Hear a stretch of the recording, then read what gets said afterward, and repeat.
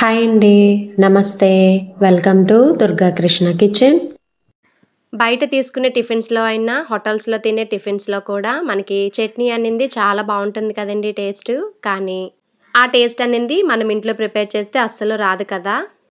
ఒకసారి ఈ వీడియోలో ఉన్నట్టుగా కొబ్బరి, పల్లి చట్నీని ఒకసారి ట్రై చేయండి మీరు ఇంట్లో. టేస్ట్ అయితే బయట తీసుకునే చట్నీలాగే ఉంటుంది. చాలా చాలా బావుంటుందండి టేస్టు. చట్నీ ప్రిపరేషన్ టైం కూడా మనకి 10 నిమిషాల లోపే అయిపోతుంది. చాలా ఈజీగా ప్రిపేర్ చేసుకోవచ్చు. అసలు వంట రాని వాళ్ళు కూడా ఈజీగా ప్రిపేర్ చేసుకోవచ్చండి. నేనైతే ఇడ్లీతో చట్నీ కాదండి, చట్నీతో ఇడ్లీని ముంచుకునే బ్యాచ్ అండి. మరి మీరే బ్యాచో నాకు కామెంట్ చేయండి. చట్నీ లవర్స్‌కైతే ఈ చట్నీ అనింది ఎక్సలెంట్‌గా నచ్చుతుంది. ఒకసారి మీరు తప్పకుండా ట్రై చేయండి. వీడియోలోకి వెళ్ళే ముందు మీకు గనక ఈ వీడియో నచ్చినట్లయితే తప్పకుండా వీడియోని లైక్ చేసి, షేర్ చేసి, కామెంట్ చేయండి. అలానే ఛానల్‌ని సబ్స్క్రైబ్ చేసుకొని పక్కనే ఉన్న బెల్ ఐకాన్‌ని గనక క్లిక్ చేసినట్లయితే నేను పెట్టే ప్రతి వీడియో యొక్క నోటిఫికేషన్ మీకొస్తుందండి. ఇంకా లేట్ చేయకుండా ఎంతో టేస్టీగా, ఈజీగా ప్రిపేర్ చేసుకునే కొబ్బరి, పల్లి చట్నీ తయారీ విధానం ఎలాగో చూసేద్దాం. ముందుగా స్టవ్ మీద పాన్ పెట్టి హీట్ అయిన తర్వాత ఒక 2-3 స్పూన్స్ వరకు ఆయిల్ యాడ్ చేసుకోండి. ఎక్కువ వద్దు. ఆయిల్ బాగా హీట్ అయిన తర్వాత దానిలోకి పావు కప్పు వరకు వేరుశనగలను యాడ్ చేసుకోవాలి. అంటే హాఫ్ కప్పులో సగం అయితే సరిపోతుంది. మీరు మరీ ఎక్కువ వేరుశనగ యాడ్ చేసేస్తే వేరుశనగ ఫ్లేవర్ ఎక్కువ తగులుతుంది. కాబట్టి పావు కప్పు వరకు వేరుశనగ అయితే పర్ఫెక్ట్‌గా సరిపోతుంది.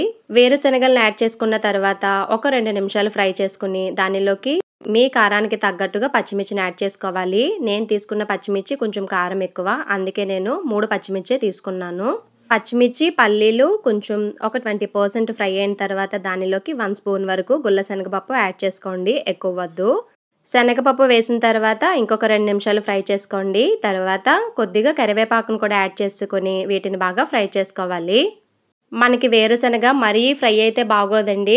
ఎలా అంటే పులిహోరకి తాలింపులో మనం వేరుశనగ వేసినప్పుడు కరకరలాడుతా ఉంటాయి కదండీ! ఆ మాత్రం అస్సలు బాగోదు చట్నీ అనింది. వేరుశనగలు ఎంత తక్కువ ఫ్రై అయితే మీకు చట్నీ టేస్ట్ అనేది అంత బావుంటుంది. ఒక 60-70% వేగితే సరిపోతుందండి వేరుశనగ. గుర్తుపెట్టుకోండి. వేగిన తర్వాత వీటిని చల్లారనివ్వాలి. బాగా చల్లారిపోయిన తర్వాత మిక్సీ జార్‌లోకి యాడ్ చేసుకొని దానిలోకి ఇలా కొబ్బరి ముక్కలను కూడా యాడ్ చేసుకోవాలి. పావు కప్పు వేరుశనగ తీసుకున్నట్లయితే కొబ్బరి అనింది ఒక కప్పుకి కొంచెం తక్కువలో కొబ్బరి ముక్కలు తీసుకుంటే పర్ఫెక్ట్‌గా సరిపోతుంది. టేస్ట్‌కి తగ్గట్టుగా ఉప్పును కూడా యాడ్ చేసుకోవాలి. తర్వాత వాటర్ ఏమీ వేయకుండా వీటిని ఒకసారి బ్లెండ్ చేసుకోవాలి. అలానే బ్లెండ్ చేసే ముందే హాఫ్ వెల్లుల్లిపాయ కూడా వేసుకోవాలండి. వెల్లుల్లి అనింది తాలింపులో వేయడం కంటే ఇలా పచ్చి వెల్లుల్లి మిక్సీ జార్‌లో యాడ్ చేసుకుంటే మీకు చట్నీ టేస్ట్ అనేది చాలా చాలా బావుంటుందండి. ఫ్లేవర్ కూడా. వెల్లుల్లి యాడ్ చేసిన తర్వాత వాటర్ వేసుకొని ఇలా మెత్తగా బ్లెండ్ చేసుకోవాలి. ముక్కలేమీ లేకుండా. ఇప్పుడు దీనికి తాలింపు వేసుకుందాం. స్టవ్ మీద గిన్నె పెట్టుకొని ఒక 1 ½ స్పూన్ వరకు ఆయిల్ యాడ్ చేసుకోండి. ఎక్కువ వద్దు. ఆయిల్ బాగా హీట్ అయిన తర్వాత హాఫ్ టీ స్పూన్ వరకు జీలకర్ర, పావు టీ స్పూన్ వరకు ఆవాలు, ఒక ఎండుమిర్చి, కొంచెం కరివేపాకు వేసుకొని చక్కగా ఫ్రై చేసుకోండి.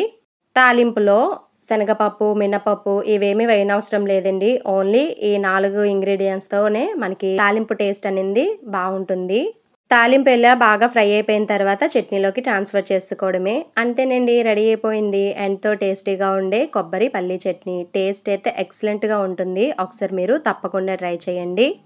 చట్నీతో దోసలు ముంచుకొని తినేస్తారండి. అంత బావుంటుంది. దోసల్లో చట్నీ కాదండి. మరి మీకు నచ్చిందా ఈ వీడియో? మీకు గనక ఈ వీడియో నచ్చినట్లయితే తప్పకుండా వీడియోని లైక్ చేసి, షేర్ చేసి, కామెంట్ చేయండి. అలానే ఛానల్‌ని సబ్స్క్రైబ్ చేసుకొని పక్కనే ఉన్న బెల్ ఐకాన్‌ని గనక క్లిక్ చేసినట్లయితే నా వీడియోస్‌ని మీరు రెగ్యులర్‌గా ఫాలో అవ్వచ్చు.